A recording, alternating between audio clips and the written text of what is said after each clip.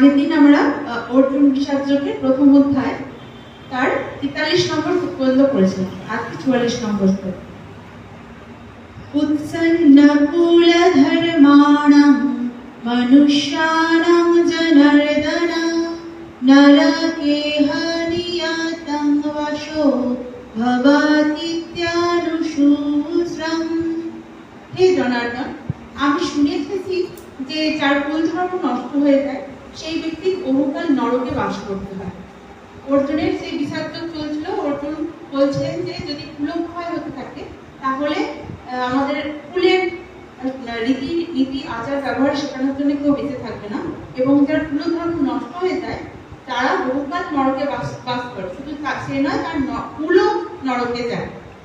38 নম্বর শ্লোক বলছে, अहो पद्माहत पापं कर्तुं व्यवसिता वयं यत्र च सुखलोभेन हन्तुं स्वजनमुत्ततः। বলছে বড়ই আশ্চর্যের বিষয় যে আমরা রাজ্য ও সুখের লোভে নিজ স্বজনদের বধ করতে প্রস্তুত হয়ে একটি বড় পাপ করার জন্য কৃত সংকল্প করেছে। এখানে অর্জুন বলছে যে দুর্যোধন লোভী। দুর্যোধন অনেকবার রাজ্যের জন্য আমাদের অনেক কিছু করতে চেয়েছে, আমাদের মেরে দিতে চেয়েছে, বিভিন্ন ভাবে আমাদের কাছ থেকে সাম্রাজ্য কিভাবে নিয়ে নেওয়া যায় সেই চেষ্টা সে বারবার করেছে। দুর্যোধন লোক। কিন্তু আমরা তো ধর্ম পরায়ণ না, আমরা তো ধর্মের দিকেই আছি। কি হয়েছিল যখন কৃষ্ণ, এই ঘটনাটাও তোমাদের সাথে আগে আলোচনা হয়েছে যে কৃষ্ণর কাছে যখন দুর্যোধন আর অর্জুন একসাথেই যায়, অর্জুনকে প্রথমে ভগবান জিজ্ঞাসা করে যে তুমি কি চাও, আমাকে না আমার সৈন্যকে? তখন কিন্তু অর্জুন বলে আমি আপনাকে, মানে ভগবানকেই চাই। তো তাহলে তো সে ধর্মের দিকেই আছে না। সে যদি লোভী হতো, উনি যদি অর্জুন যদি লোভী হতেন, অর্জুন কি করতেন? ওনাকে না ভগবানকে না নিয়ে সৈন্য নিতে চাইতেন, কিন্তু উনি ভগবানকে নিয়েছেন মানে উনি ধর্মের দিকেই আছে। সেইটাই অর্জুন বলছেন যে দুর্যোধন যাই করুন, আমরা তো ধর্মের পথেই থাকি, তাহলে আমরা কি করে জেনেও সেই পাপ করতে চাইছি? মানে উনি বলতে চাইছেন জেনে যারা পাপ করে তাদেরকে কি বলে? জ্ঞান পাপী বলে। তারা আমরা যদি জানি, ও জানে না ও সেটা ঠিক আছে, কিন্তু আমরা যদি জানি, আমরা জেনেও সেই পাপ কি করে করতে যাচ্ছি। এটা কিন্তু অর্জুনের মনের অবস্থা। আগের দিন আমি বারবার বলছিলাম যে এটাকে শিরোধার্য করে নিও না। তারপরে 46 নম্বর শ্লোক বলছে, यदि माम प्रतीकारमसस्तं शस्त्रपाणयः धर्तराष्ट्रारणे हन्युस्तं मे हेमकरं भवेत्। মানে অস্ত্র ধারণ করে ধৃতরাষ্ট্রের পক্ষের লোকেরা যদি অস্ত্র রহিত এবং যুদ্ধ বিমুখ অবস্থায় আমাকে বধ করে তবে তা আমার পক্ষে অত্যন্ত হিতকারক হবে। এবার অর্জুন কি বলতে চাইছে যে যেহেতু আমি জানি যে যুদ্ধ করে সবাইকে নিজের আত্মীয় স্বজনদের বধ করা মহাপাপ, প্রতিপাপ, তাহলে আমি সেটা করতে চাই না।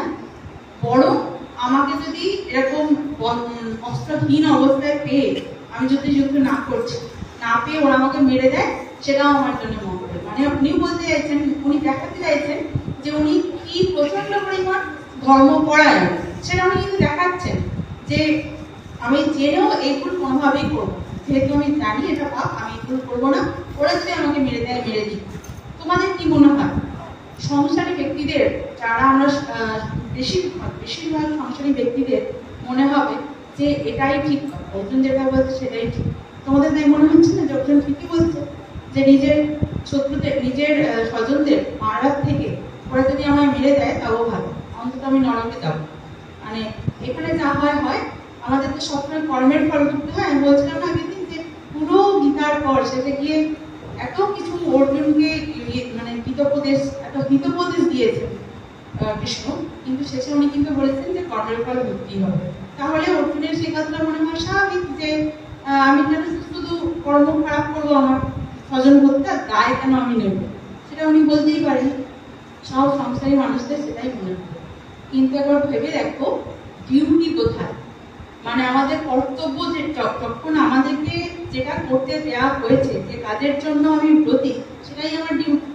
তো আমার সেই ডিউটি যদি আমি না করি, সেইটা কি ধর্ম মতো হবে? ধরো জাজ কি করে, যে কোনো কোর্টের জাজেরা কি করে, একটা নির্দেশ দেয় যে এটা হবে। ধরো কেউ খুব মানে খুব নগণ্য ভিন্ন কাজ করেছে, যেটা হয়েছে রেয়ারেস্ট অফ দ্য রেয়ার কেসে আমরা দেখেছি কি এই সমস্ত কর্ম কিন্তু ঘুরছে, ফল তো পেতেই হবে সবাইকে।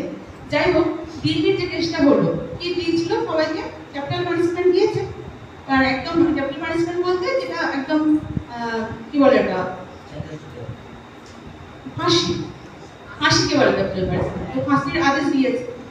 এবার জাজ যদি ভাবে, জাজ কি করছে, তার মানে একজনকে মৃত্যুর দণ্ড দিচ্ছে, তাই না? মৃত্যুদণ্ড দেওয়ার যদি বলতে আমি মৃত্যুদণ্ড না দিয়ে অন্য সাজা দেবো, তাহলে জাজের গায়ে মৃত্যুদণ্ডের দাগ লাগতো না, মানে ওকে মৃত্যু দেওয়া হয়েছে। কিন্তু জাজের কি এটা করা যায়? জাজ এটা করতে পারে? পারে না, কারণ জাজের ডিউটি, ওইটার জন্য কিন্তু ওর কর্ম লাগবে না, বরং ওটা যদি না করে সেই জন্য ওনার লাগবে, তাই না? তো আমাদের সংসারী লোকেদের এই 46 নম্বর শ্লোক পর্যন্ত যতটা অর্জুন বিষাদ যোগের পড়লাম, প্রথম দিকে কি হয়েছে, একদম শুরুতেই অর্জুন কিন্তু খুব উচ্ছ্বাস মানে উইথ এনথুসিয়াজম বলেছে যে আমাকে সবার মাঝখানে নিয়ে যাও, দুটো দলের মাঝখানে আমাকে দাঁড় করাও, আমি দেখতে চাই কারা কারা আছে, মানে তখন যুদ্ধ করতে খুব আগ্রহী। কিন্তু শেষের দিকে যখন নিজেদের স্বজনকে দেখতে পেয়েছে, সেই যে শুরু হয়েছে, এরপর থেকে আরো যত বলতে দেখো, এই জন্যই বলে না যে সুখ ভাগ করে নেবে, সুখ ভাগ করে নিলে আরো বাড়ে। কেন বলে? যখন আমরা একটা কিছু কথা আরেকজনকে বলছি, আর সে আরেকজনকে বলছে, বা এই কথাটা বলার মাঝখানে আমরা অনেকক্ষণ থাকছি, আমাদের সেই ইমোশনটা কিন্তু ধীরে ধীরে বাড়তে থাকে। এখানে অর্জুনের ক্ষেত্রেও তাই হয়েছে। শুরুতে কিন্তু এতটা মোহগ্রস্ত হয়েছিল না, কিন্তু যখন ওটা নিয়ে বলছে, শুরুই করেছে, বলেই যাচ্ছে, আরো অনেক বিষাদগ্রস্ত হয়ে গেছে। আর ভগবান কৃষ্ণ সেটাই চাইছে। তাই সেই অর্জুন উবাচ বলে যে শুরু হয়েছে, এখনো পর্যন্ত 46 নম্বর শ্লোক পর্যন্ত ভগবান শ্রীকৃষ্ণ কিন্তু একটা কথাও বলে, উনি বলতে দিয়েছেন অর্জুনকে যে ও বলুক, যত বলবে, যত ডিপে, যত মোহতে একদম বলে না, যত অন্ধকার গাঢ়, ততই সকাল কাছে। তো সেটাই ভগবান চেয়েছেন যে ও একদম বিষাদগ্রস্ত হয়ে যাক, তারপরে একটা একটা করে সুতো খুলবো ওর জ্ঞানের আলো জ্বালানোর জন্য। তো সেরকম ভাবেই চলছিল। এবার তারপরে অর্জুনের ওই বিষাদে একদম নিমজ্জিত হয়ে গেছে যে আমি কোনোভাবে, ওরা যদি আমাকে হত্যা করুক, আমি আর করবো না, আমি যুদ্ধ করবো না বলে শেষে কি করেছে, শেষে যে রথের মধ্যে বসে পড়বে, গান্ডীব ধনু খুলে দেবে। আমরা ওই শ্লোকটা পড়ি।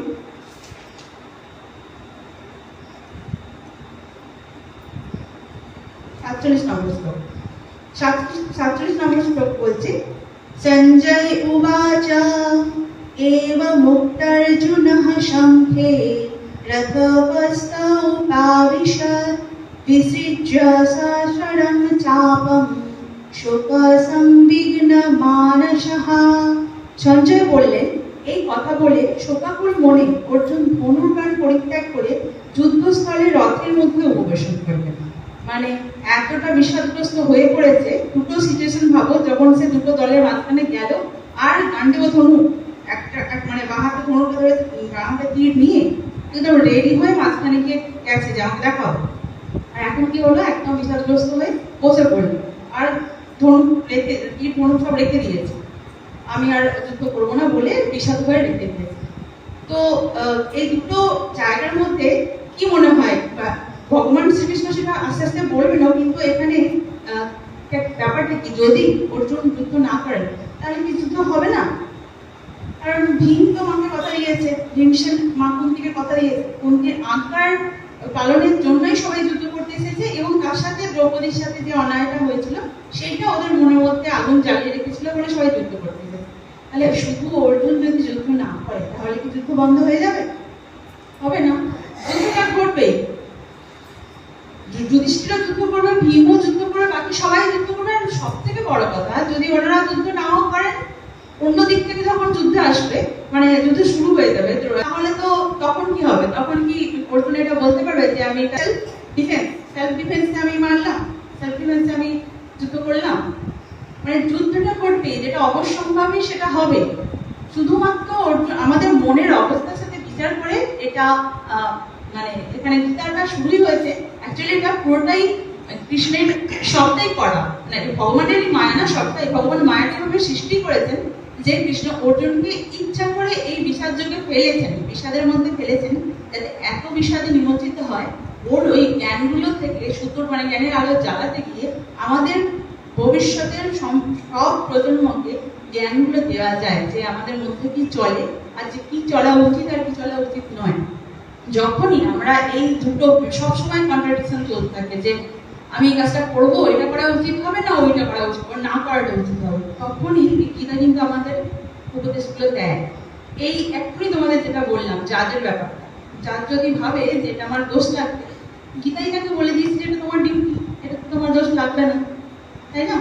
তো শুধুমাত্র আমাদেরকে সঠিক পথে নিয়ে যাওয়ার জন্যই ভগবান কৃষ্ণের তৈরি করা এই মোহ, যেটা আমরা করলাম অর্জুন বিষাদ যোগ শেষ হলো আজকে 47 নম্বর শ্লোক দিয়ে অর্জুন বিষাদ যোগ শেষ হলো। সমস্ত অধ্যায় শেষে একটা শ্লোক করতে হয়, এইভাবেই মুনি রচনা করে গেছেন, সেটা আমরা সেভাবেই করি। ওম তৎসদিতি শ্রীমদ্ ভগবদ গীতাসু পুনশ্চু ব্রহ্মবিদ্যায়াং যোগশাস্ত্রে শ্রীকৃষ্ণার্জুন সংবাদেঃ अर्जुन विषाद योग नाम प्रथम अध्याय।